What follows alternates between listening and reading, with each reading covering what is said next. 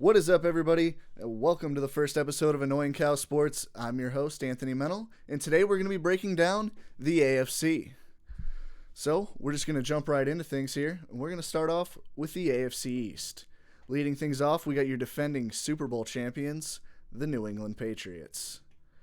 Some of their key re-signings and some new arrivals. They signed linebacker Jamie Collins. They brought in tight end Benjamin Watson, wide receiver Demaryius Thomas.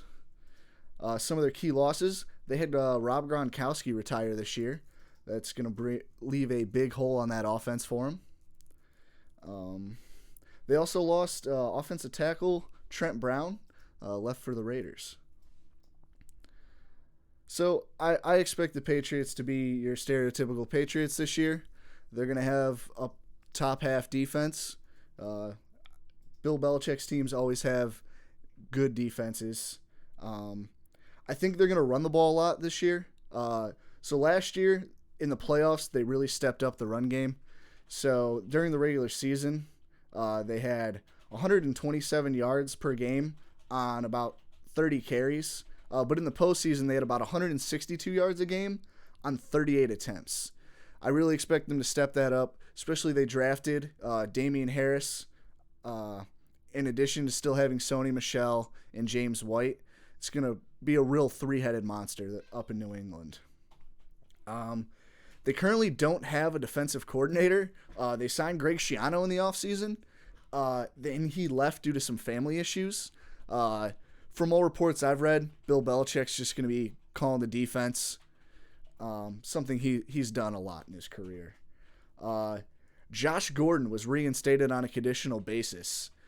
He performed great last year with the Patriots, and really he's done it his whole career when he's been on the field. That's been his big issue, is staying on the field. I think this has got to be the second or third time he's been reinstated. I don't know how many chances he's going to have left, and hopefully for him, not just as a football player but as a person, he gets things together. Also, they drafted Jarrett Sidham from Auburn, quarterback. He's looked good in the preseason. You know, you hear the rumblings of, is this Brady's replacement? Especially with Brady putting his house for sale. I know a lot of people felt maybe his time in New England was coming to an end. But as Brady came out and said, you know, it's hard to sell a $40 million house. Don't read too much into it. Belichick's known for drafting quarterbacks every year. So I don't know if you could. I definitely think it's too early to say that he's the Brady replacement, but he seems to be on the right track. So, like I mentioned earlier, Rob Gronkowski retired. Now, he may not have had the greatest numbers, and he's had injury troubles last season. He still was a big threat in the red zone, and that's something the Patriots are going to be missing out on. They brought in Ben Watson, which I think could really fill that role. Problem is, Ben Watson will be suspended for the first 4 games due to PED usage. Now, with Josh Gordon being reinstated, I think he can really help there. In addition to that, they did draft wide receiver N'Keal Harry this year. He definitely is a big target that could be heavily used in the red zone. That being said, rookie wide receivers don't have the best track record in their rookie year, that is, with Brady. But all in all, I expect them to be a good team, and I have them going 13-3 and winning the AFC East. All right, on to the next one. We have the Jets. The Jets had an offseason where they made a lot of big money signings, and it's led to some high hopes in New York. Unfortunately, I personally don't think things are going to work out. I could see Gronk coming out of retirement if New England needs it. I definitely could see that. But anyway, sorry. Back to the Jets. So I don't think things are going to work out quite the way they expected. One of their biggest free agency signings was Le'Veon Bell. Now, Le'Veon Bell has a very patient running style that worked phenomenally when he was in Pittsburgh, when Pittsburgh has one of the best offensive lines just about every year.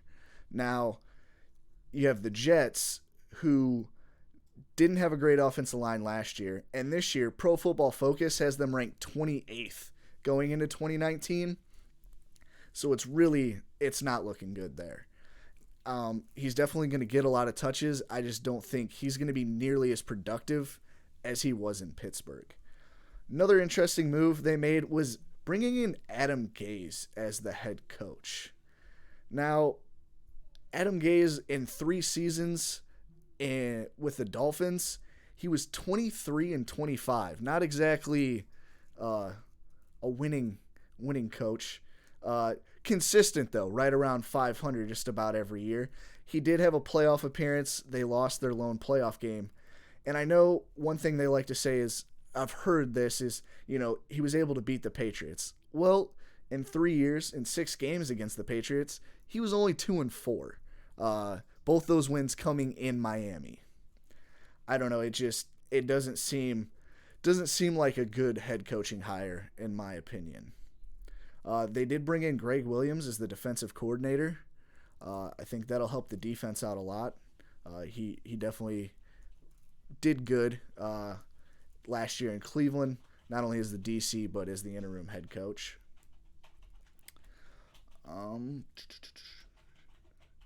So they added some offensive weapons. They added Jamison Crowder in addition to Bell, which I found interesting because Quincy Enunwa was their slot receiver last year, and he was very productive in that position. And Jamison Crowder throughout his career has really just been a slot guy.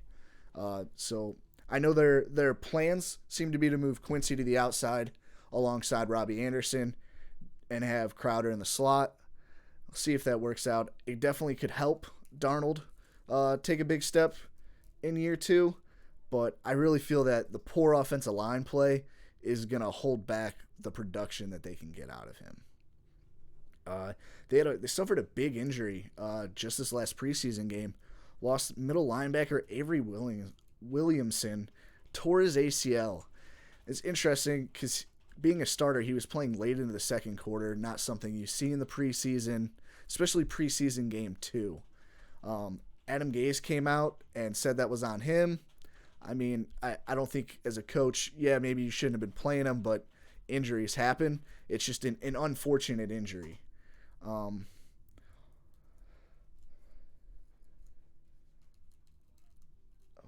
Sorry, reading chat. My bad.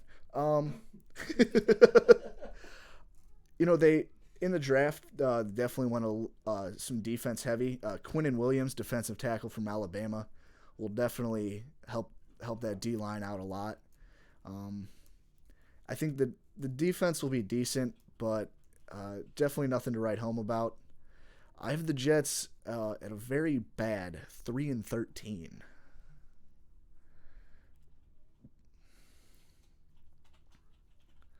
All right, on to the Dolphins. So for the Dolphins, I definitely think it's going to be a tank for Tua year. Or Jalen Hurts, whoever you think will be the best quarterback in college football coming out of the draft. They just had a lot of holes to fill. Definitely going to take more than 1 year to rebuild. They had a coaching change. Brought in Brian Flores, the former linebacker coach and defensive coordinator for the New England Patriots, hoping to bring that Patriot way to South Beach. Coming with him is also longtime Patriot wide receiver coach Chad O'Shea. He is going to be the offensive coordinator down in Miami. Couple of the big off-season moves they made, they brought in Ryan Fitzpatrick, quarterback. They traded for Josh Rosen as well. They traded away Ryan Tannehill. Now, quarterback battle between Fitz and Rosen. All reports say that Fitzgerald's leading the way. Now, as much as I love some Fitz magic, I really feel that after making the trade for Josh Rosen, he's only going into his second year. You really need to have just to see what you have in him.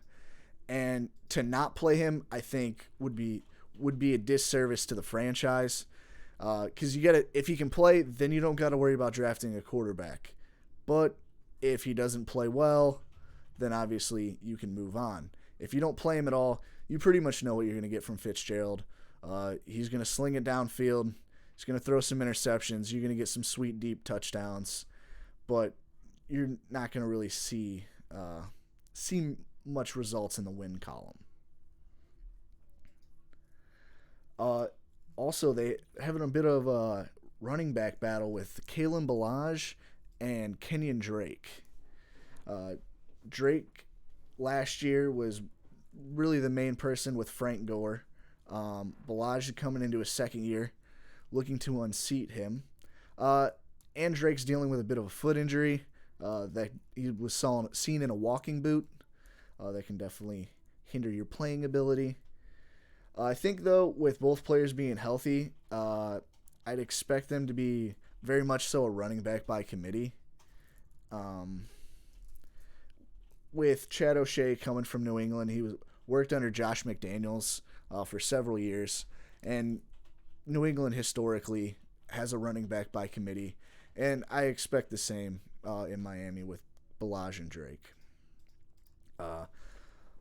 Like I said, it's going to be a tanking year trying to get draft picks, good draft picks. I got the Dolphins going 2-14.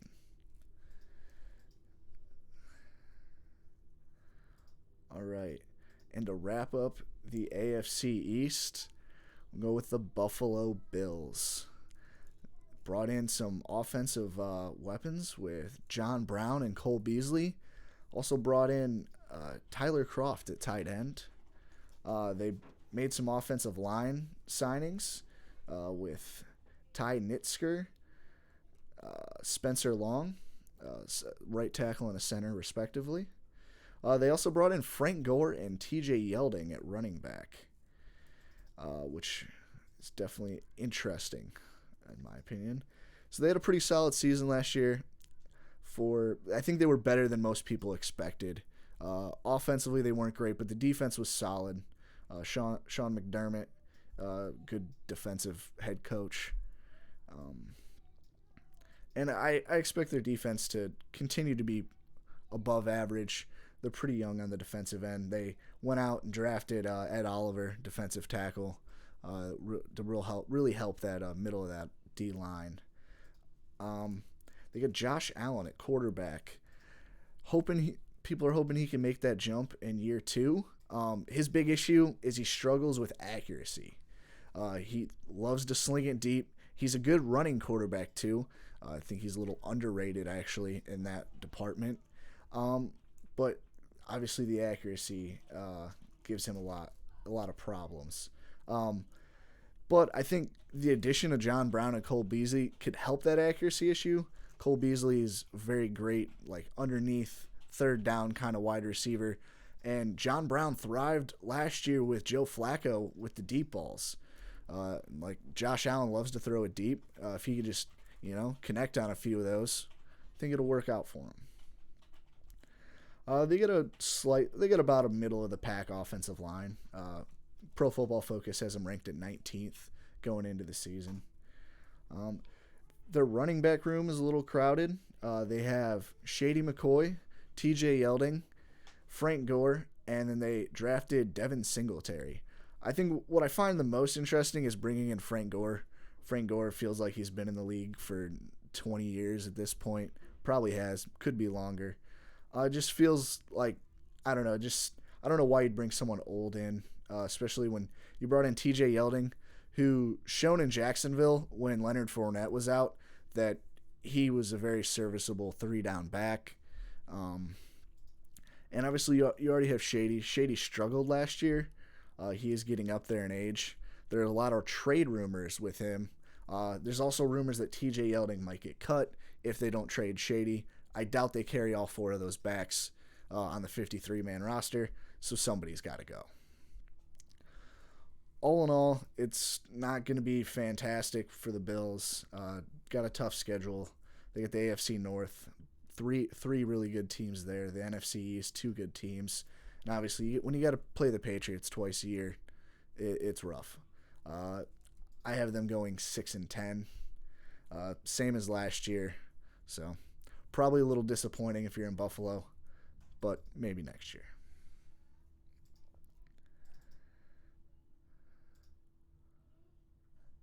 All right. So on to the AFC North. We're going to kick things off with the Browns. I'm going to be a bit of a homer here for a moment, so bear with me. So in the offseason, they made a blockbuster trade with the Giants, bringing in Odell Beckham Jr. and Olivier Vernon. They also signed Sheldon Richardson, Kareem Hunt, a bit of a controversial signing there, having some off-field issues, and he'll be suspended for the first 10 games, I believe. Sorry, 8 games. Pretty sure it's 8 games. They brought in Morgan Burnett at safety, and they brought in a couple linebackers, Darius Taylor and Ray Armstrong. Leaving the team, they traded Duke Johnson away just a few weeks ago for draft picks, and in that trade for OBJ and Olivier Vernon, they traded away right guard Kevin Zeitler and safety Julius Peppers. They also traded Emmanuel Ogbah, defensive end. In return, they got Eric Berry, safety from the Chiefs. So I definitely feel like the Browns are back. They finally have a franchise quarterback, something they haven't had since them coming back to the NFL in 1999. There's been some questions on their offensive chemistry. OBJ wasn't there at voluntary camp, but he's been there all through training camp. That being said, he hasn't played in a preseason game, and I know I would like to see Jarvis, Odell, and Baker all playing. Hopefully in the preseason game week 3, they'll all be out there for a little bit just to kind of see what they have. So after Odell and Jarvis, they have Antonio Callaway, wide receiver. He's suspended. Substance abuse policy. Be the first 4 games. And then, so I mentioned Kareem Hunt earlier. He's suspended, I believe it's the first 8 games. It's a big question of what his role will be when he comes back. I don't expect Nick Chubb to just completely be thrown to the side. I think Kareem Hunt will kind of come in as that change of pace third down back, and then I think he'll be some fresh legs for a late in the season and potentially a bit of a playoff run from the Browns. So I think one of the most underrated things about the Browns was their additions on defense. I think they're going to have one of the best D lines in football. They brought in a couple free agent linebackers, and then they drafted 2 young linebackers in Mac Wilson and Shoni Takitaki, who've both played well in the preseason, and I think they'll show a lot of flashes this year and develop into some really good linebackers. Their run defense was not great last year. I do expect that to improve. Another position battle they got going on is Greedy Williams is competing with Terrence Mitchell for that second corner spot behind Denzel Ward. I think no matter what, I think you'll see a lot of times all 3 of them on the field. Very spread it out NFL these days, so I would expect them to be running 3 corners a lot. One of the biggest downsides the Browns have right now is the kicking situation. Both kickers have been missing a lot of kicks in practice. They've been missing kicks in games. It's been kind of ugly for the Browns there the last 2-3 seasons. Honestly, since Phil Dawson left, it's just been bad. And I know there's a lot of questions on Freddie Kitchens as well, the Browns head coach.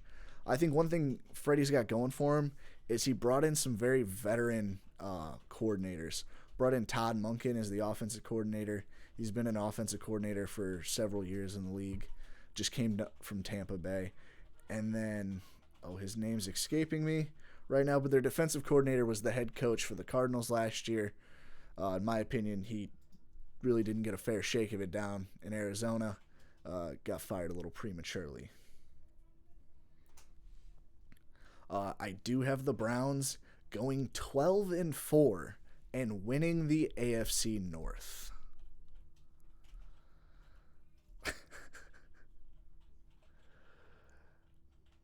All right, on to the Steelers. A couple of the Steeler additions. They brought in Steve Nelson, Dante Moncrief at wide receiver. They lost Le'Veon Bell, and probably the biggest one was they traded Antonio Brown away to the Raiders. So it feels like the Steelers managed to retool even with losing two of their biggest offensive pieces for really the better part of the last 5 years. AB, just alone last year, they're losing a lot of offensive production from AB.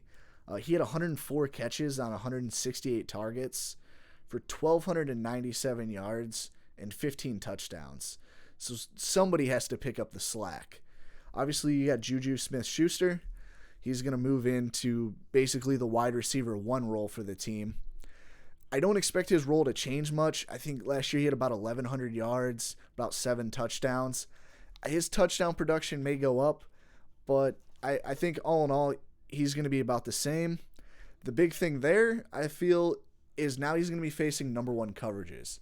Teams that shadow the best receiver with their best corner, he's going to be dealing with that now instead of Antonio Brown having to deal with that. Whenever there's a double coverage, you know it's going to be on Juju because he's the best receiver on that team. I think people that can step into the role, not necessarily Antonio Brown's role, but to help fill that void, I think Dante Moncrief is going to fill in as really the wide receiver 2, and I think he's going to be a big red zone threat for the Steelers. And I would not discount James Washington going into his second year. I think he's going to be very productive in the offense.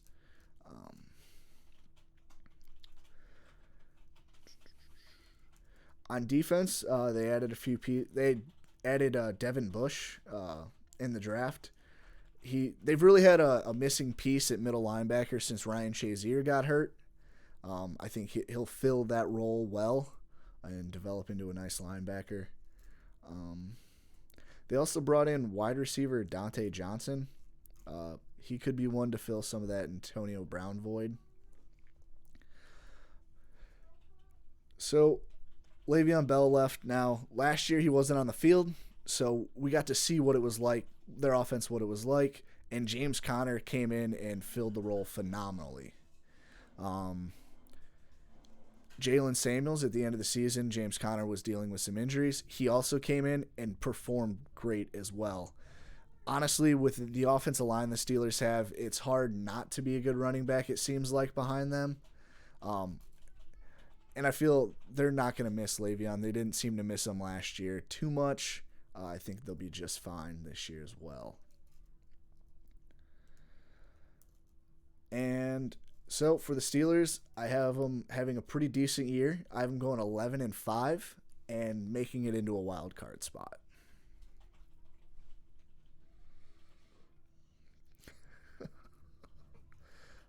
I'm glad.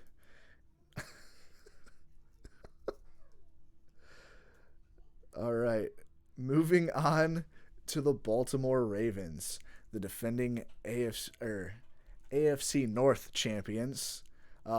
Completely redesigned their offense here in the offseason to fit Lamar Jackson, and they're hoping they can have success, just like they did when he came in to start the last 7 games last year. So their new offensive coordinator is Greg Roman.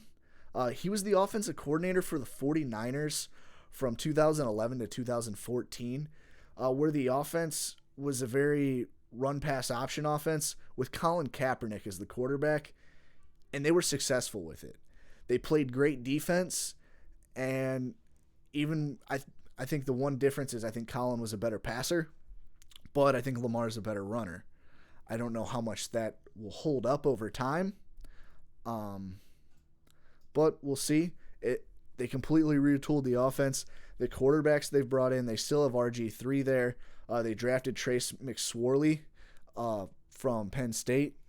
very rushing quarterbacks. It seems like they're gearing up for this to be the way of the future for them. They brought in some weapons to try and help him out. They drafted Marquise Brown in the first round. They drafted Miles Boykin in the third round. They did lose John Brown, but they do return Willie Snead at the wide receiver position. For me, the concern is, will Lamar Jackson improve as a passer?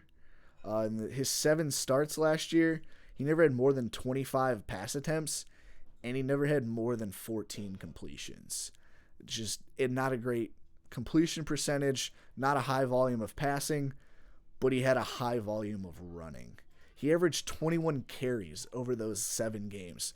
There are several starting running backs in the NFL that don't even get 21 carries a game, and their quarterback was rushing the ball 21 times. Even watching him in the preseason, it feels like he needs to slide more. You don't want your franchise quarterback getting hurt, fighting for a few extra yards, running the ball. I get it, that's his style, but I just don't think that style can last in the NFL. At running back, they signed Mark Ingram, and they also drafted Justice Hill, and then they have Gus Edwards coming back. I expect that trio of running backs to be used very heavily. They ran a lot of run-pass option or a lot of just read options with the quarterback and running backs. It wouldn't surprise me if you see a little wishbone where you have 2-3 running backs in the field, all with a possibility of carrying the football. They did lose a lot on defense. They lost Eric Weddle. They lost C.J. Mosley, middle linebacker. Zadarius Smith, an outside linebacker. And Terrell Suggs, an outside linebacker.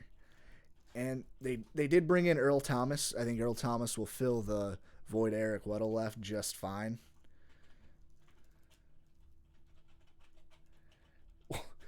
What is a good amount of each position to have for a fantasy draft?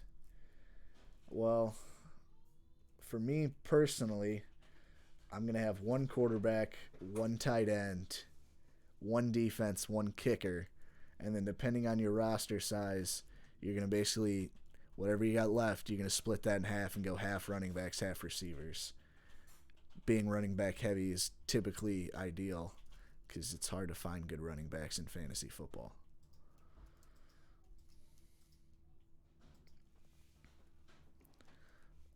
All right, back to the Ravens defense. Like I was saying, Earl Thomas, I think he'll fill that Eric Weddle void just fine.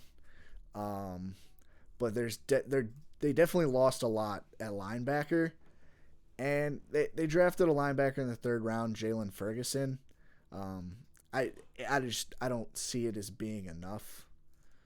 I have the Ravens going 9-7, a winning season. I think the offense is going to kind of get figured out. The Chargers showed us last year in the playoffs. They had kind of figured it out. I know it's not going to be the same offense, but I think people are going to figure it out more. They're playing in a tough division. I expect both the Browns and Steelers to be very good. I have them going 9-7, winning record, but missing the playoffs.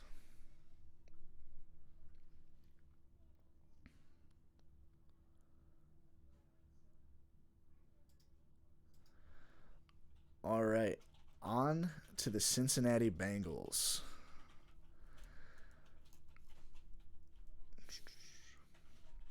So, the rebuild begins in Cincinnati after Marvin Lewis's 18 years, I believe. It's finally over.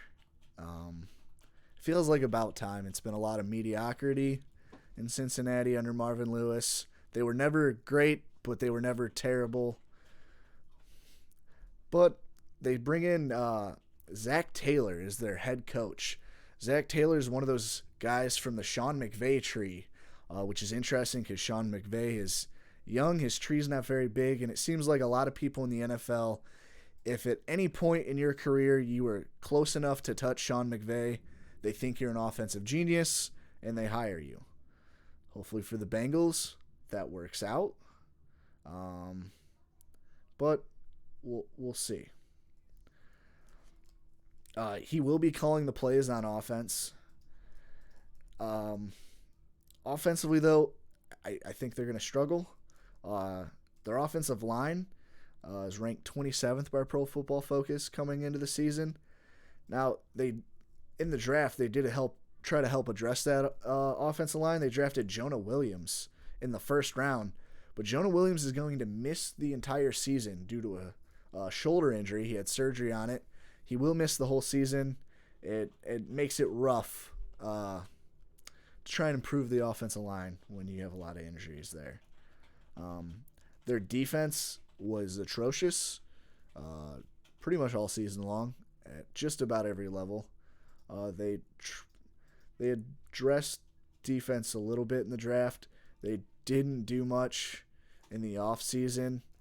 I think this is going to be similar to the Dolphins. A lot of holes, a rebuild. Just hopefully the organizations understand that and give the head coaches more than a year or two. AJ Green, their star wide receiver, is hurt. I know he's hoping to be ready for week 1. I don't think he will. It seems like he hurt his ankle. I believe it was his ankle pretty late into training camp, and he is recovering from an injury from last season. I think if the Bengals are smart, they don't rush him back. I think Tyler Boyd can handle being the number 1 wide receiver for them. He showed it last year when A.J. Green was out, and that was with Jeff Driscoll as the quarterback. As much as Andy Dalton isn't the best quarterback, he's definitely a step up from old Driscoll. And with A.J. Green being out, feels like this is going to be John Ross's really last chance to try and flash as a wide receiver. I know when he was coming out, I think he broke the combine record for 40 time. He's just really fast, but that seems to be about all he's got.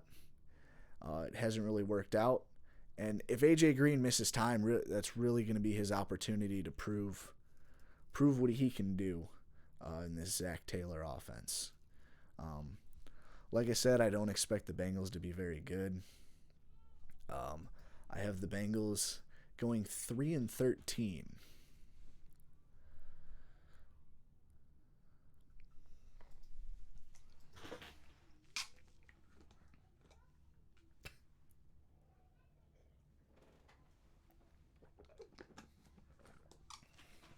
All right, on to the AFC South.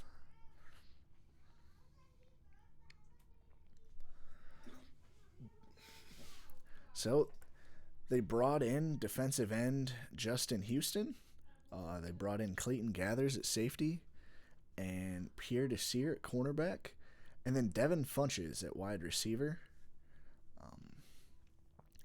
So I think with Frank Wright as the offensive coordinator, I really think the sky's the limit for that offense, especially if Andrew Luck is healthy, which unfortunately is not the case right now. He has what was at one point called a calf strain, and then owner Jim Irsay came out and called it a small little bone thing. Not really sure what that's supposed to mean. There really hasn't been much for clear reports. I believe GM Chris Ballard, yeah, some might say his luck has run out. Chris Ballard came out and said it was something that would affect a lot of his lateral movement. That being said, I know in pregame warmups for their second preseason game against the Browns, he was seen doing a lot of drills that tested his lateral movement. I'm of the opinion that he will be ready week 1. I think right now, if it was the regular season, he would be playing. I think they just want to make sure he's as he just you get over there, Seismic.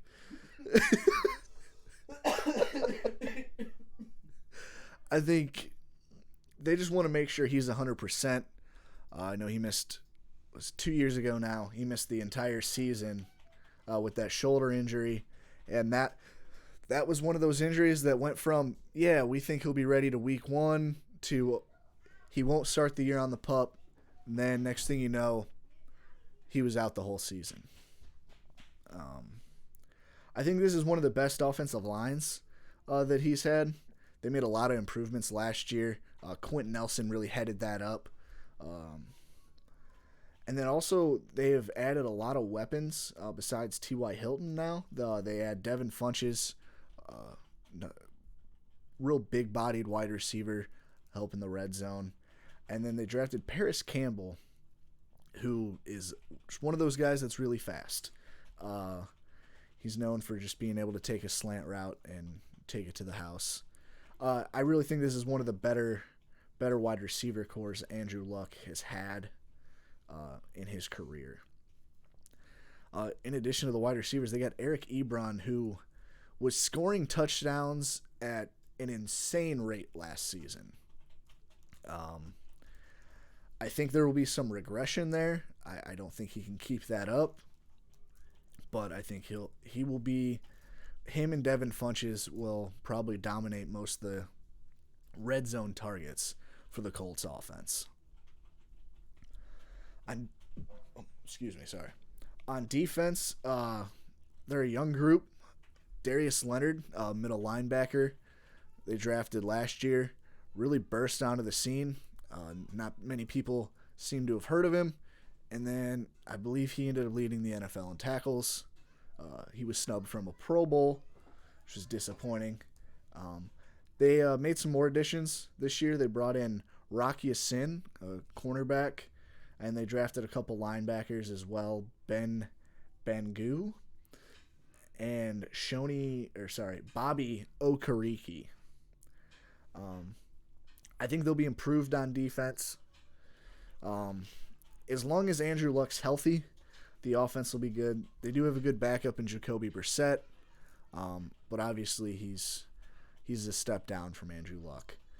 I think the Colts will have a pretty good year.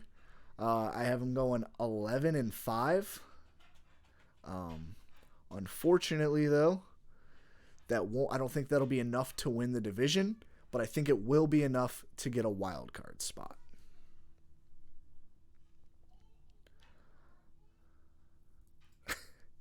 I don't know why linebackers have unique names. I guess when you have a unique name, you just like to hit people because you probably got made fun of it at some point in your life.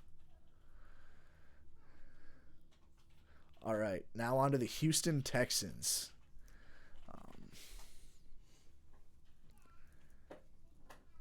Cause for more power. Okay.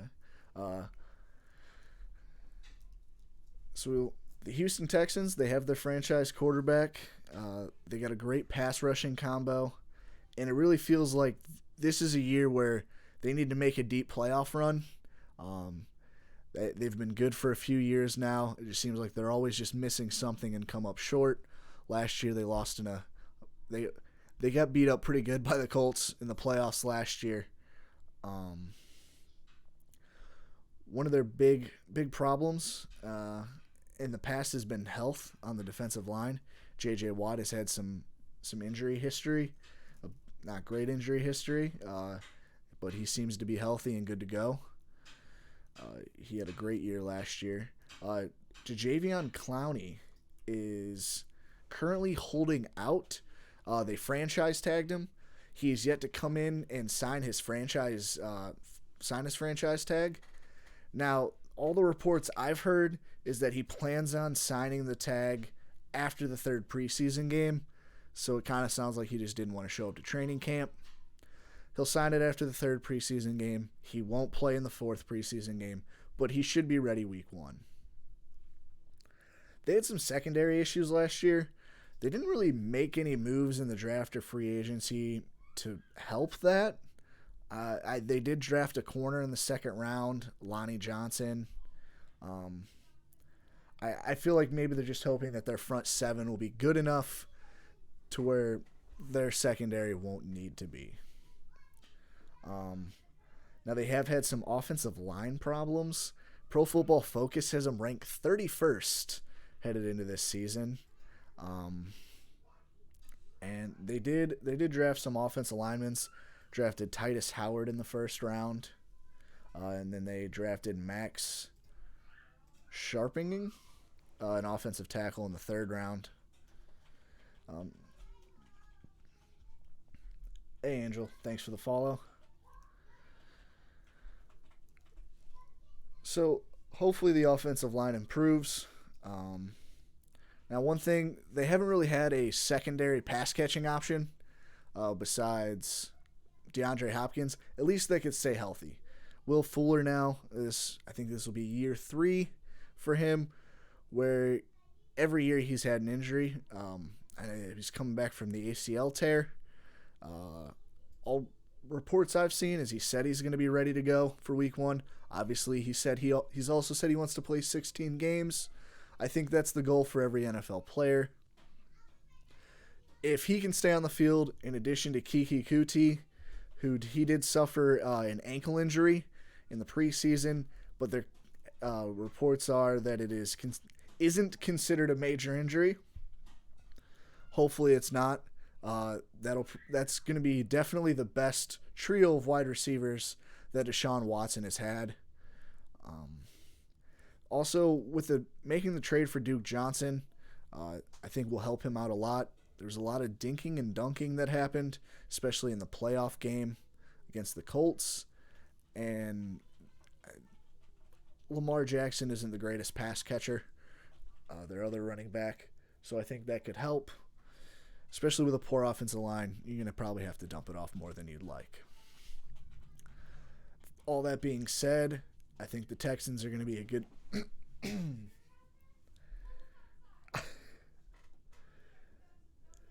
Okay, I'll explain that later. All that being said, I expect the Texans to be a really good team. I have them winning the division and going 12-4. All right. On to the Tennessee Titans. They traded for Ryan Tannehill from the Dolphins. They brought in Adam Humphries at wide receiver, Cameron Wake at defensive end. The only major departure, they had Josh Klein, an offensive guard, leave. But they did bring in Roger Saffold, a offensive guard, as well.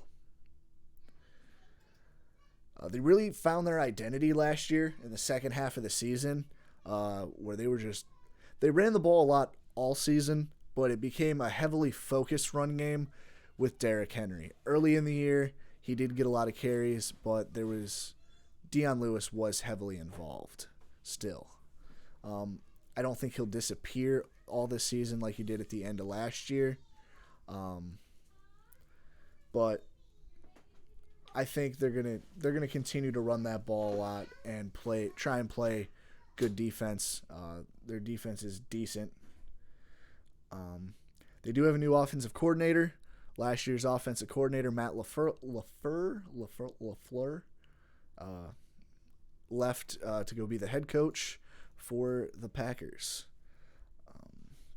Their new offensive coordinator is Arthur Smith. He is a first-time OC. On offense, so their number one wide receiver has been Corey Davis. He's shown flashes of that he could be a real stud wide receiver, but it's only been flashes. He hasn't been able to do on a consistent basis. I think part of that, though, is because Marcus Mariota has been a very inconsistent quarterback as well. Not only with injuries, but just his play on the field, he has been real up and down.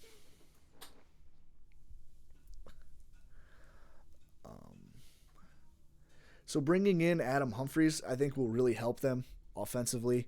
He's a slot guy, a lot of underneath routes. I think that could help Mariota a little bit. And Tannehill has looked good in the preseason.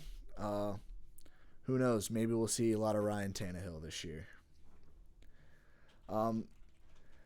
They have a pretty good offensive line. That being said, their starting left tackle, Taylor Lewan, will be suspended for the first 4 games. I believe that was due to PEDs. one thing that I've found interesting, there seems to be a lot of PED suspensions this offseason. There's certain things, like I think Ben Watson's suspension was part of a fertility thing he was going through. That I guess it was just more testosterone introduced to the body than naturally produced, which the NFL sees as a performance enhancer. I think Taylor Lewan had something similar. I believe he's also suing the doctor that gave it to him, because the doctor told him there was nothing in it that was illegal. And I saw a report or an article where he was not the only player that deals with this doctor, so that could be something that we see down the line where this doctor may see some repercussions. I don't think Lewan is fighting the suspension because he knows he took a banned substance. Just unfortunately, he wasn't aware of it.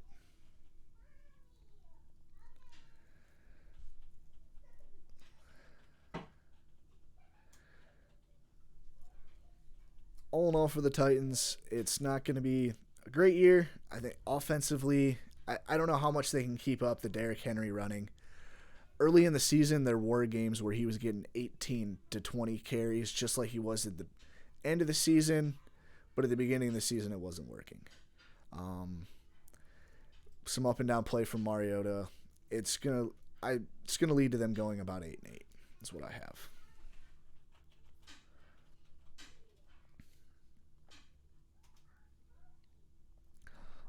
All right, now on to the Jacksonville Jaguars. It's really hard to believe that just 2 years ago, the Jaguars were playing in the AFC Championship game and had the Patriots on the ropes that second half. But things have changed. They made a move at quarterback. They bring in Nick Foles. They ship Blake Bortles out of town. They lose Dante Moncrief and TJ Yeldon on offense. They bring in Chris Conley at wide receiver. And they made a change at offensive coordinator. They bring in John DeFilippo. Now, John DeFilippo was the quarterback's coach in Philadelphia the year they won the Super Bowl with Nick Foles there. I get the connection there, why they would make the hire. I also, last year, he was the offensive coordinator for the Vikings, and the Vikings fired him due to they wanted to run the ball more. DeFilippo is known for being a heavily passing offense, and that's another thing I find interesting is Tom Coughlin, who's I think the president and the GM of the Jags. He really likes to play old school football. You run the ball, you play great defense. They bring in a passing offensive coordinator. I really don't think Nick Foles is going to be the difference maker here. There's a reason he's been a career backup. He's had a couple flash in the pan good seasons, a really good playoff run. I just feel like it's a bit of a stretch to think that Nick Foles was the missing link here.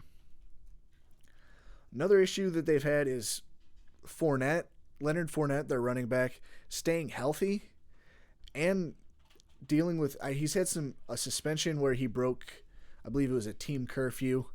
Tom Coughlin came out at the end of last year that he wasn't happy that I believe Fournette in the last game of the season was sitting on the bench and like laughing and smiling as they were losing. It just seems to be some conflict between Tom Coughlin and Leonard Fournette, and that could prevent him from being on the field at some point if he does break some more team rules. And they let TJ Yeldon go, which was really the only depth they had at running back. So if Leonard Fournette's out, they really lose their main running game.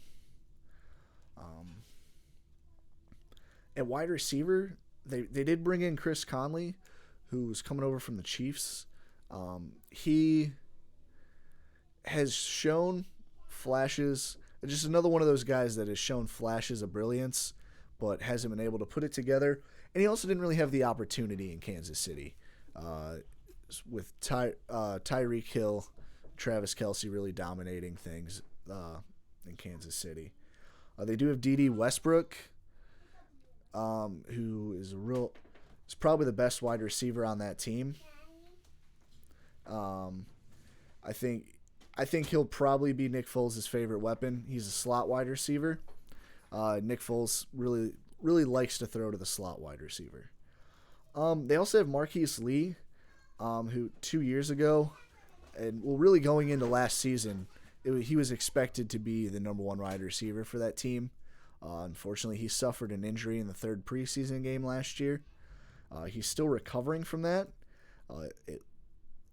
It's uncertain whether or not he will be back week 1. Their defense, I expect their defense to be good. They took a bit of a step down last year. I think large in part was because their takeaways. They had way less takeaways last year than they did 2 years ago. I don't know. Jalen Ramsey is a great corner, but he seems to cause some distractions off the field, and that seem to kind of lead on the field as well. Unfortunately for the Jags, I don't see the season going very well. I don't think they've done enough with their offensive weapons. I love watching Nick Foles in that playoff run beat up on the old Patriots. I don't think he's the answer at quarterback, especially in a in a division that has some pretty good defenses. I have the Jags going 3-13. I don't see things going well for the coaching staff in Jacksonville, and I think they're going to regret the big money they put on Nick Foles. Glad to see there's some trash talk going on. All right. We head to the AFC West. Going to kick things off here with the Kansas City Chiefs. So the Chiefs made some moves defensively this offseason. They brought in safety Tyrann the Honey Badger Mathieu. They traded for Emmanuel Ogbah with the Browns, a defensive end. They traded with the Seahawks to bring defensive end Frank Clark in. They traded with the Jets to bring in linebacker Darren Lee. They signed defensive end Alex Okafor. They brought in cornerback Rashad Breeland and linebacker Damian Wilson. They did trade away a defensive end in D Ford. Stevie Nelson left during free agency, and they traded safety Eric Murray away. Also, defensive end Justin Houston left in free agency. Now, they suffered a heartbreaking loss in overtime to the Patriots in the AFC Championship last year. They have one of the most electric offenses in football. Unfortunately, their Achilles heel all season long was how poor the defense was. Now, as I just mentioned, they made a lot of moves defensively in an attempt to improve. A lot in the front seven and a few in the secondary. I think having Tyrann Mathieu in the secondary will be helpful.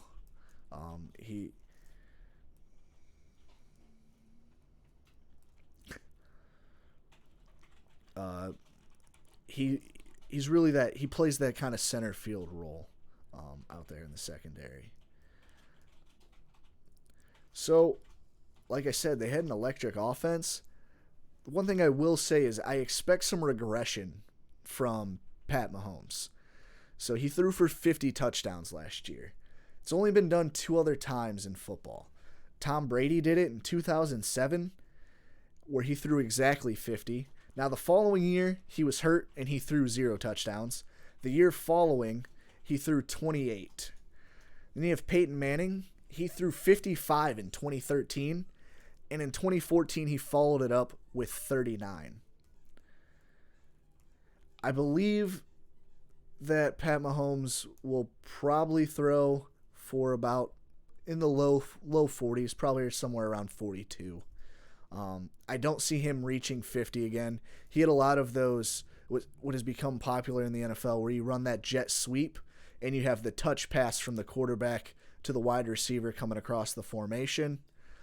It counts as a pass.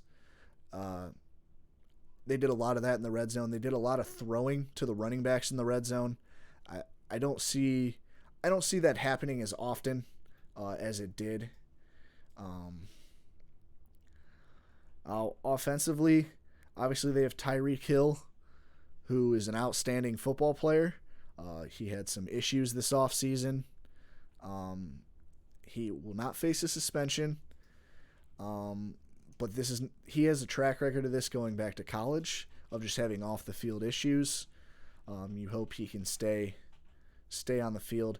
They also drafted Mecole Hardman.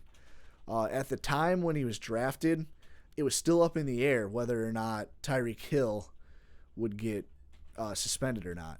He was, for lack of a better term, the Tyreek Hill replacement. Now, he doesn't have to fill that role, but he's just another deep threat to add to an already great offense. I think another place they will see some drawback offensively is at running back. So Damian Williams came in and filled in nicely at the end of last year. He's not nearly as talented as Kareem Hunt, who was there early in the season. I don't feel like he can be that productive the entire season. Granted, again, it's going to be a great offense still. Excuse me, sorry. I don't have faith in it. Plus, you got the regression of Patrick Mahomes. I think another thing is I don't know how much the defense is honestly going to improve. It was one of the worst in football last year. I do have them still being obviously a good football team with that offense. I have them going 11-5 in winning the division.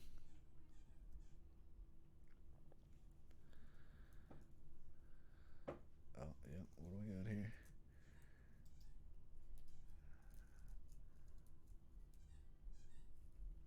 Let's hear what predictions you got. Let's hear them. Feel free to throw them in chat.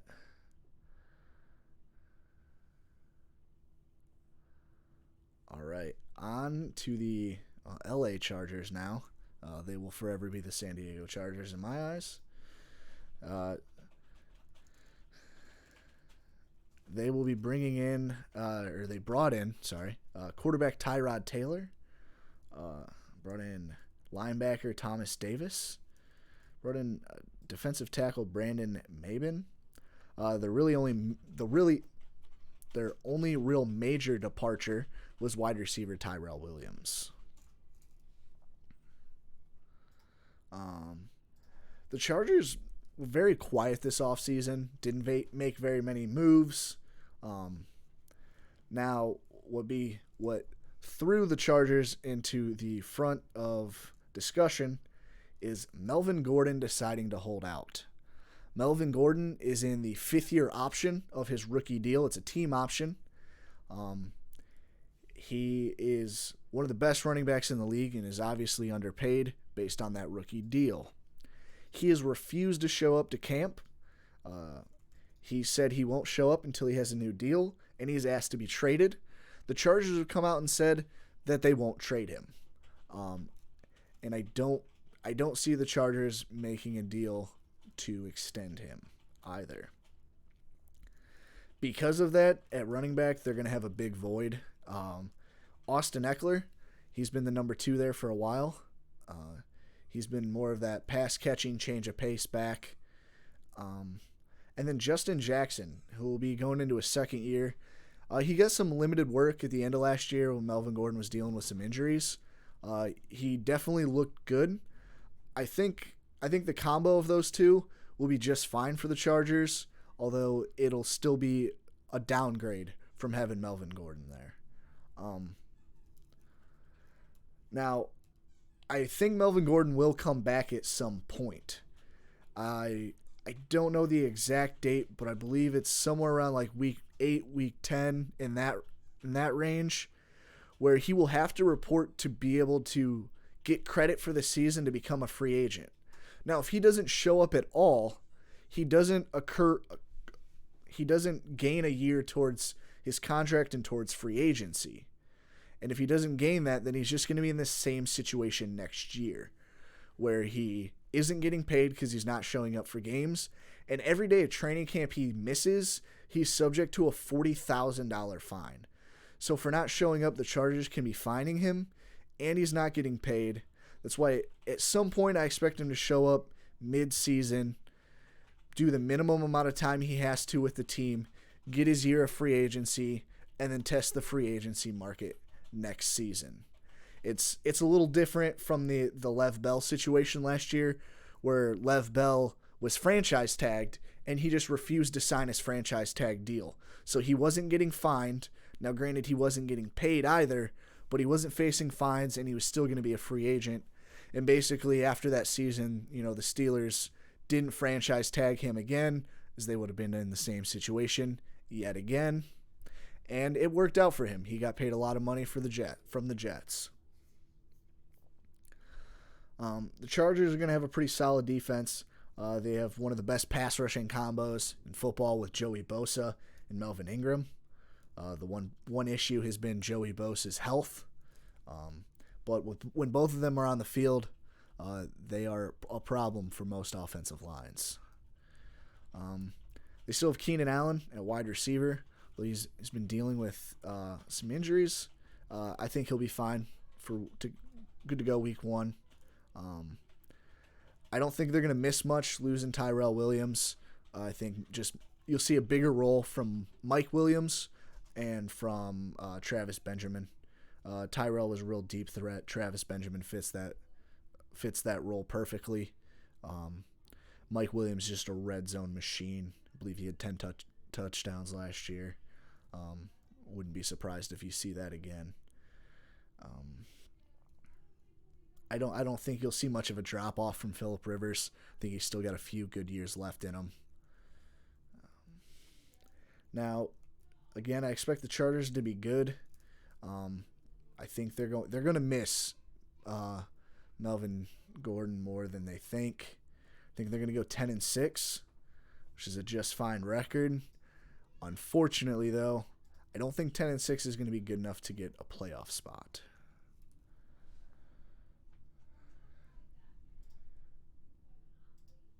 Chess pieces? We're eating chocolate chess pie. I'm not sure what I've missed in chat going over the Chargers, but it feels like it's entertaining, so I'm going to scroll back here a little bit.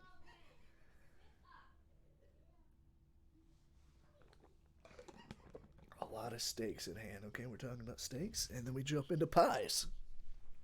Chocolate pie. Wait, chocolate chess pie is terrible. I'm not sure what a chocolate chess pie is. Chocolate pie sounds pretty delicious, though. I said terribly good. Oh, terribly good. Okay. I can't read. If you didn't already know, if you didn't know me personally, I struggle with the reading sometimes. A steak pie. It sounds pretty good. Yeah, you don't want to eat chess pieces. Yeah, okay.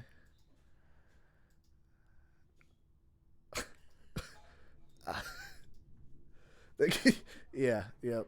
Gotta get some quality education in high school. Yep. All right. Moving on to the Oakland Raiders, or what will soon be. Thanks for the follow, Basil Brush. The Oakland Raiders, or what will soon be the Las Vegas Raiders, if they ever get that stadium built. So their big move of the offseason was they traded for Antonio Brown. Gave up not much in draft picks, honestly. That being said, that has created quite a headache, and we'll talk about that in a little bit here. They brought in offensive tackle Trent Brown, wide receiver Tyrell Williams, and safety LaMarcus Joyner. Their departures, they had Jared Cook, their tight end and leading receiver last year, left. And then they lost guard John Felicino? Felicino? That sounds about right. So the Raiders, they had a ton of draft picks after trading Khalil Mack and Amari Cooper away last season. And they came in with a lot of big money moves and big trades. And there's a lot of high hopes as John Gruden enters year number 2 of that old 10-year, $100 million contract. And it looks like it's been a bit of a mess. The Antonio Brown saga with the helmet has been baffling. And to top it all off, Hard Knocks has been there to film it all. The Raiders are really just a hot mess, honestly. So it all started when Antonio Brown got frostbite on his feet from a cryo chamber. I'm probably butchering the word of that. I guess it's just like a deep freeze for the muscles. He didn't wear the proper feet. I don't know, socks or shoes, whatever's required to be in there. And he got minor frostbite on his feet. Sorry. Eyes watering.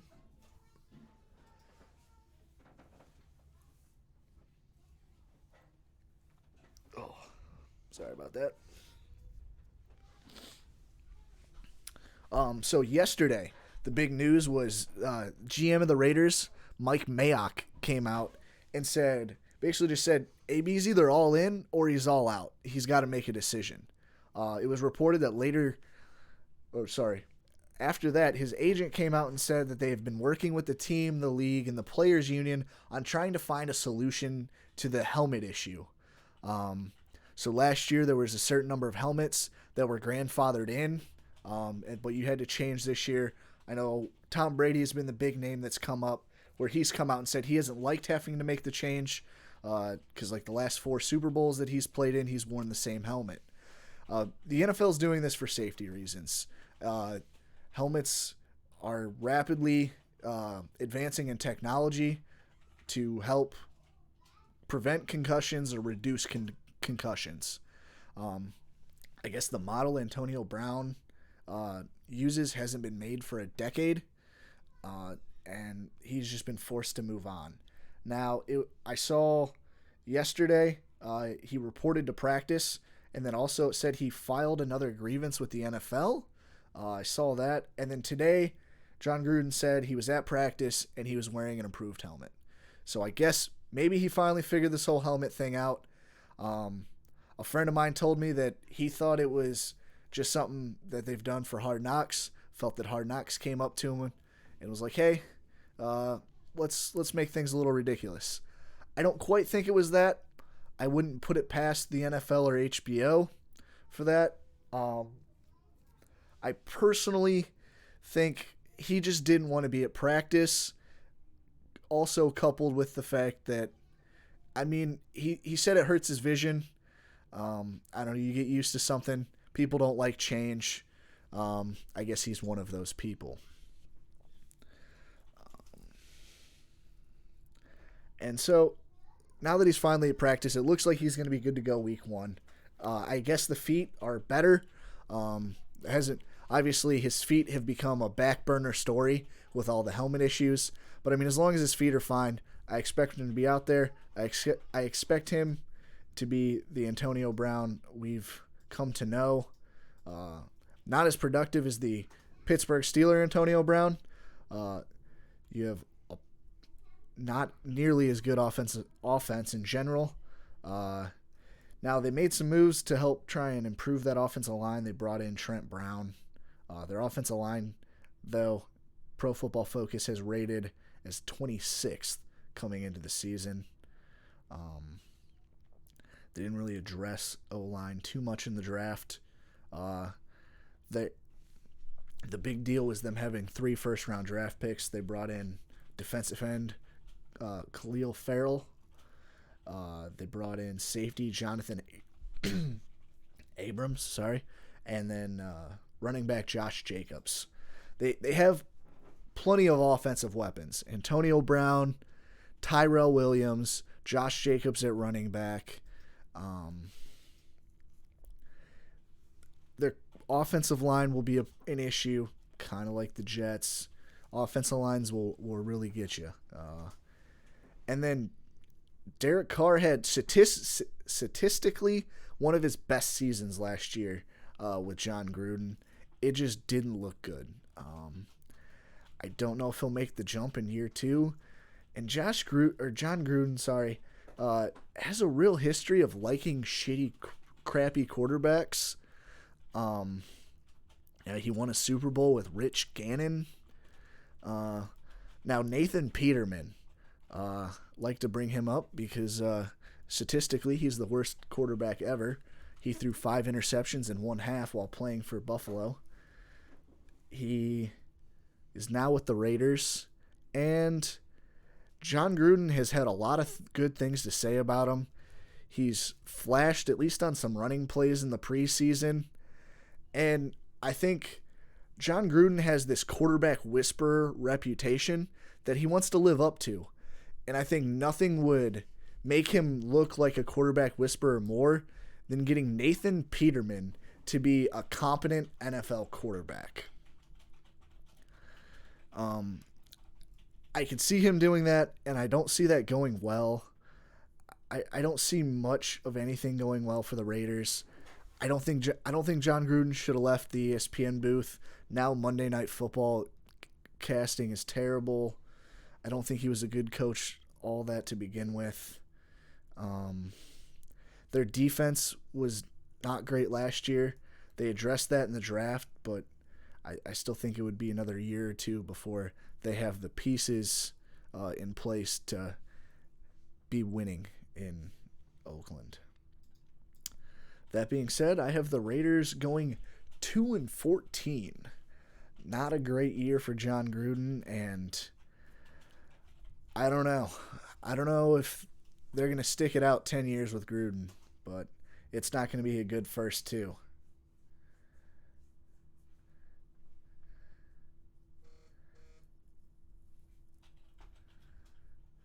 INTs are interceptions.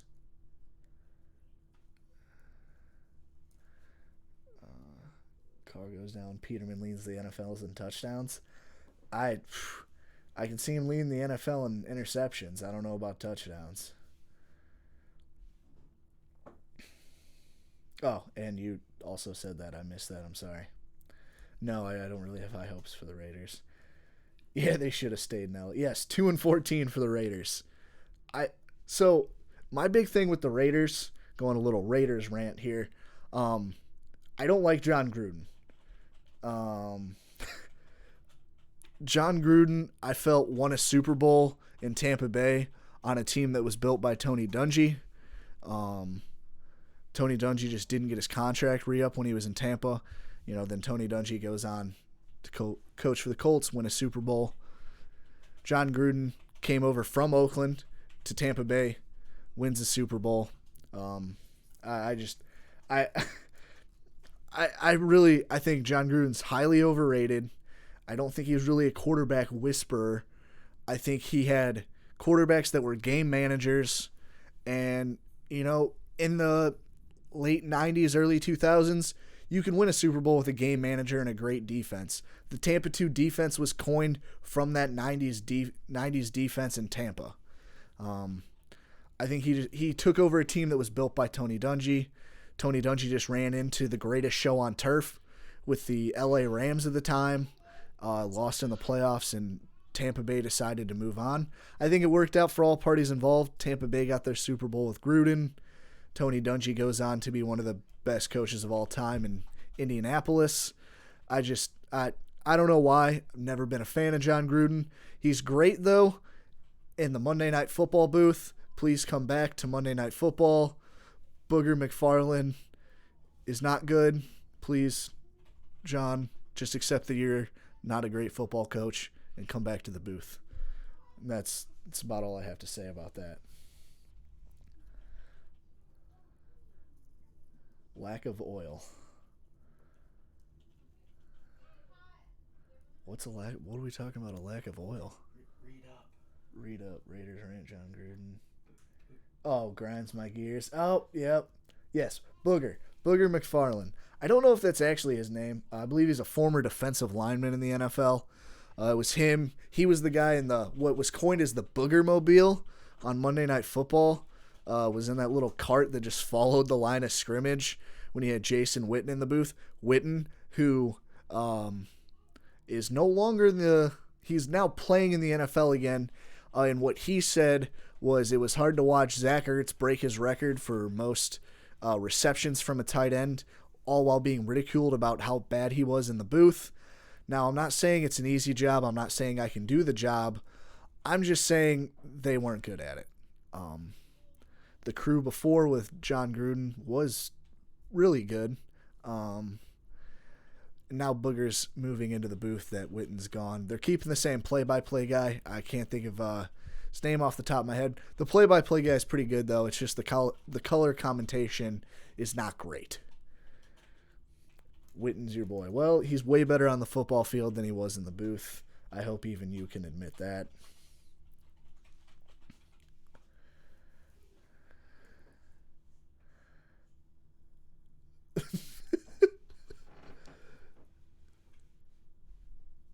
Yeah, he won't be on the sideline things anymore. They're moving him into the booth, which I think's an improvement. I don't know. I heard some reports that if you sat in like the first couple rows in a stadium and you're on the same side of the field as him, it really blocked your view. I heard at one point they put a flat screen TV on the back of it. I think at one point they moved to just like a clear plexiglass so you could kind of see through. I get what I feel like ESPN had a good idea. It was just poorly executed. Yeah, I think he would also agree he wasn't good in the booth, which is why he came back to the NFL. We'll probably talk about him next week when we break down the NFC. All right. On to the Denver Broncos. So the Broncos bring in quarterback Joe Flacco, a trade they made with the Ravens. Bring in Jawan James, offensive tackle. Kareem Jackson, cornerback. And Bryce Callahan, cornerback. They trade away starting quarterback last year, Case Keenum. They lost some pieces of the offensive line. Matt Paredes at center. Billy Turner at guard. And they lost cornerback Bradley Roby in free agency as well. John Elway is trying to take advantage of one of the best defenses in football. Just a couple years ago, the Broncos won a Super Bowl on the back of that defense. And he's almost trying to repeat what he did with bringing in Joe Flacco. Joe Flacco was a Super Bowl MVP. He won a Super Bowl with the Ravens in a similar situation where it was a dominant defense. He was a bit of a game manager. That was definitely Flacco's best season of his career. He was, at that point, maybe considered an elite quarterback. I think that's what he's trying to repeat here, while also developing a quarterback.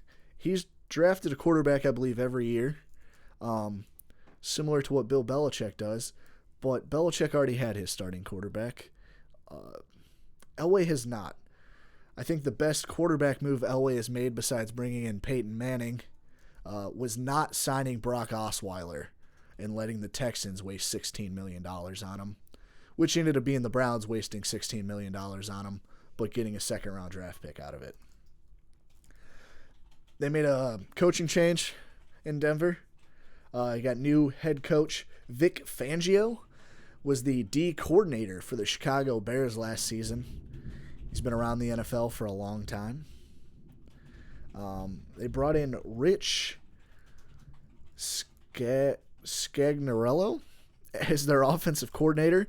Was the quarterback's coach last year with the 49ers in that Kyle Shanahan system. Then they bring in defensive coordinator Ed Dontel. Both these guys are first-time coordinators. Their D coordinator was a positions coach, the DB's coach with the Bears. Da Bears. Had to at least get it in. Yeah, just wait till we break down the Bears next week. There's going to be a lot of Da Bears.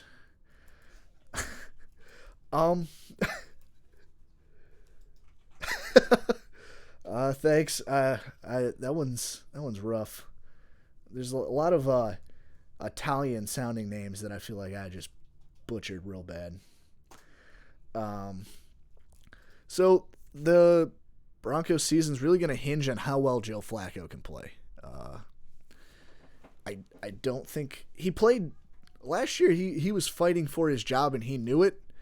He played pretty well up until the point where he got injured. I don't expect him to move mountains.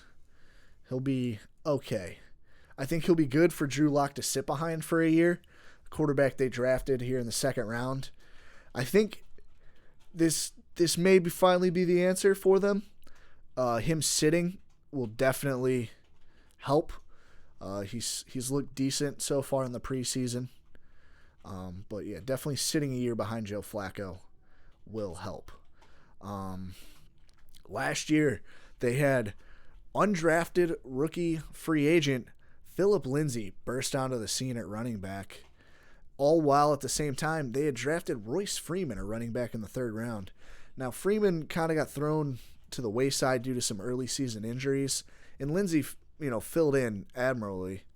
I'm sorry, I can't talk right now, apparently. He filled in well. He did a good job. Now, I think both Freeman and Lindsay, I think it's going to be a real running back by committee. Now, with their offensive coordinator, he comes from that Kyle Shanahan system. Now, everyone loves to point out the Kyle Shanahan system when he was in Atlanta, when he had Devonta Freeman and Tevin Coleman. He loved to use two running backs. In San Francisco, he's kind of done the same thing, although he's run into a lot of injury issues and hasn't been able to really use that two-back combo because he hasn't had two healthy ones. They added... Well, they didn't really add any offensive weapons in the offseason, but you have... Emmanuel Sanders played last night in their preseason game. He's coming off his Achilles tear that happened 8 months and 14 days ago. It seems like a very accelerated timeline for that Achilles tear. But he played. Seemed like he looked good. Sounds like he's going to be ready week 1. I think that could be a big help, a veteran presence in that for the wide receivers. They got Cortland Sutton and Deshaun Hamilton, both going into their second year. Both hoping to make that year 2 jump and stand out. I think Cortland Sutton has a better chance of that. He's more of a deep threat guy, and Joe Flacco did well last year early on with John Brown throwing the deep ball. That is one thing Joe Flacco is good at. He's a good deep ball thrower. I think that could lead to a real breakout season for Cortland Sutton.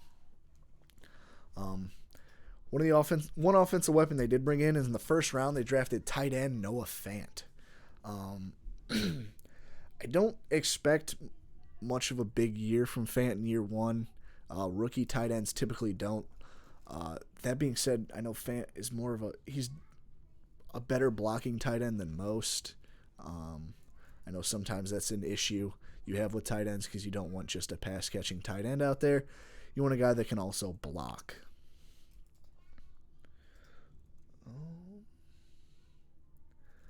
Their defense is going to be pretty consistent.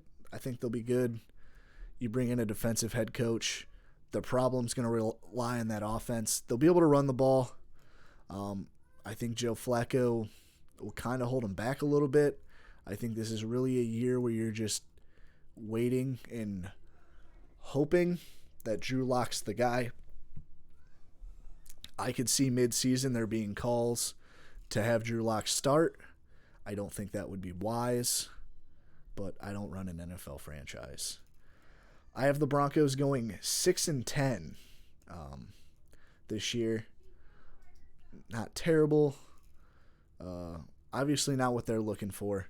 I know bringing in Joe Flacco, they're hoping they can maybe compete for the division, which is rough when you got the Chiefs and Chargers in your division. All right, well, that was the last team I had. Now, I'll go through what I have currently predicted for the AFC playoffs. So I have the Patriots going 13-3, being the 1 seed.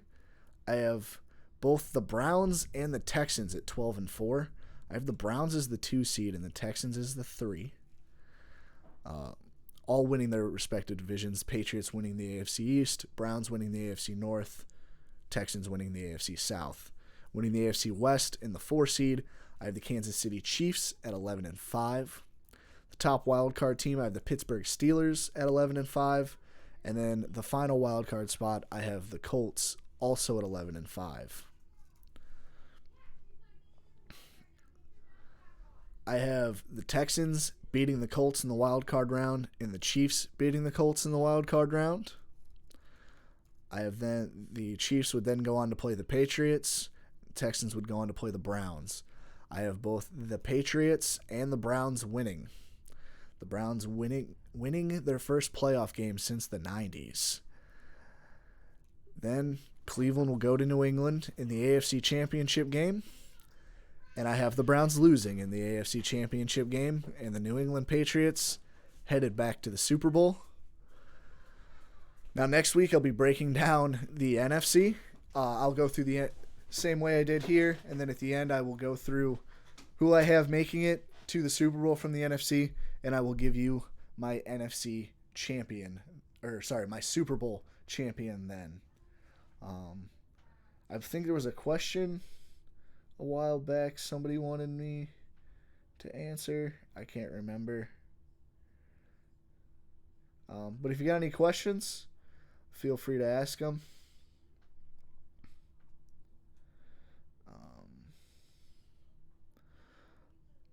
But other than that, that's all I got. That's my AFC breakdown here. Thanks everybody for watching. Sorry, I'm still trying to find. I think somebody had a question I saw earlier.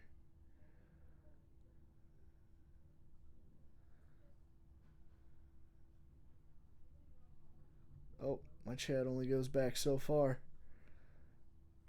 I don't know. Does anyone else in chat remember what the question was? I can't find it. My chat doesn't go back far enough. I think it actually, Seismic, might have been you that had the question. Was it what dunking was? Is that what it was? All right, so like dinking and dunking is basically when the quarterback's dropping things off,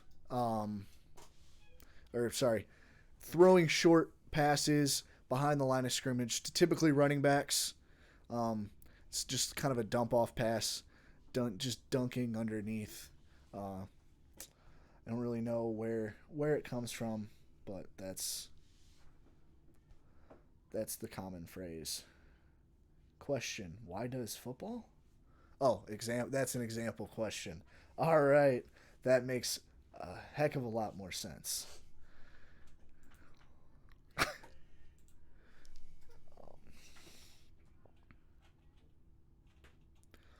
Also, just to let everybody know, we will be releasing each team on YouTube. We'll be releasing, I think it's 2 a day was the plan. Starting tomorrow. Sounds about right. Well, I'll put something out on Facebook and Twitter to let y'all know when we start getting them out there. But pretty much every stream we will at some point cut down and release onto YouTube. Sorry. Someone asked about fantasy. Yeah, no, someone asked about positions earlier. I broke that down, like what positions I typically draft or the amount.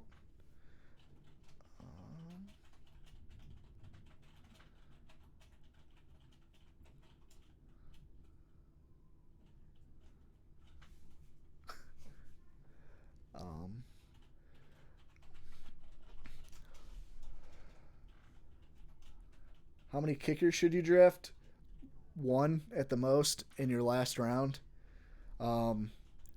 This is a strategy I've never done, but I have heard you usually draft 5. That's a bold move. Is your plan to basically trade them and hopes people want to trade for kickers? I don't know. I've heard of people, they take the strategy if you don't have to leave the draft with a full starting lineup, they don't draft a kicker or a defense. they'll draft 2 more positional players, and then right before week 1, they'll drop 2 guys and add a kicker and a defense. I typically never done that. Have I seen the league? Funny enough, I am currently watching the league for the first time. I think I'm towards the tail end of season 2. It's been recommended to me several times. I think I've seen a clip one time where somehow the whole league ends up on auto draft and they're taking kickers in like the 3rd round. I play fantasy football with some people that without auto draft, they draft kickers in the 5th round. I can't talk too much crap. In one of my leagues, I'm 3 years in a row the runner-up. But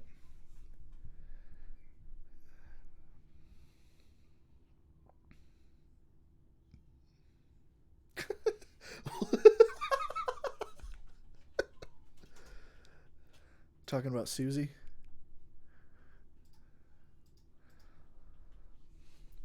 Well, if you enjoyed watching the show, feel free to give us a follow if you want. And you can also check out our new show that we'll have this Sunday. We'll be talking news around the sports world. I know one big thing there's 2 college football games this Saturday. Oddly enough, it's considered week 1, even though there are any AFC players I think will break out. Are we talking fantasy-wise or just making contributions to the team? Sunday it'll be 11 a.m.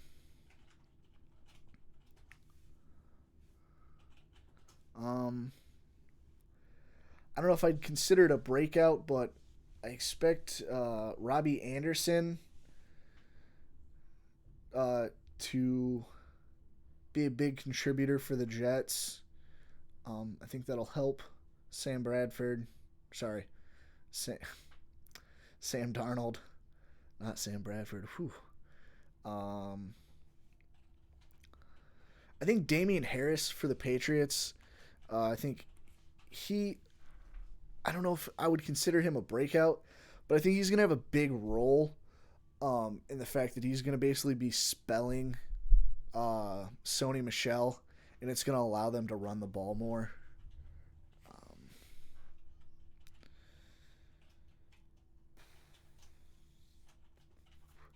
I think John Brown could have a sneaky good year with the Bills. Cole Beasley, I think, could really both are good options. I think Ed Oliver is going to be a very dominant defensive tackle for the Bills, though. I think that was a phenomenal pick. Another pick that I think will help defensively will be for the Jags. In the 1st round, they got Josh Allen, which was by some considered one of the best pass rushers in the league or in the draft, and he slipped to the 7th pick. I think that could be big for the Jags. I think Josh Jacobs will statistically probably dominate with the Raiders as long as that offensive line can do anything. I think that's about it breakout wise that I can think of off the top of my head. I could see Adam Humphries developing as more of the number 1 wide receiver over Corey Davis with the Titans.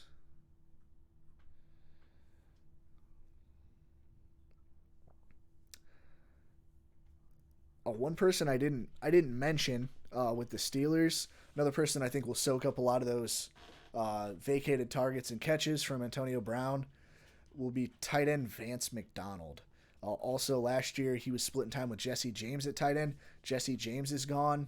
There's just a lot of vacated targets in Pittsburgh, and I think Vance McDonald will take advantage of that. Tannehill, big year. I've heard rumblings. He's looked good in the preseason. Mariota hasn't. Mariota has a history of struggling and being injured. I don't think it's very far-fetched to say Ryan Tannehill plays a few games, and I don't know. If he looks good, Are we getting a thunderstorm too? Yeah, it kind of sounds like it. So.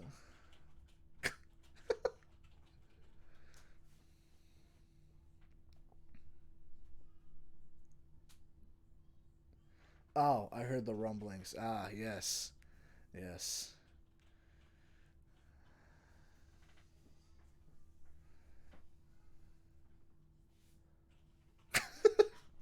The puns. The puns.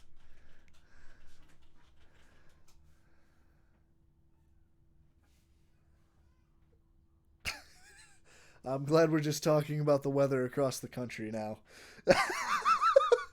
Angel, are you getting thunderstorms too?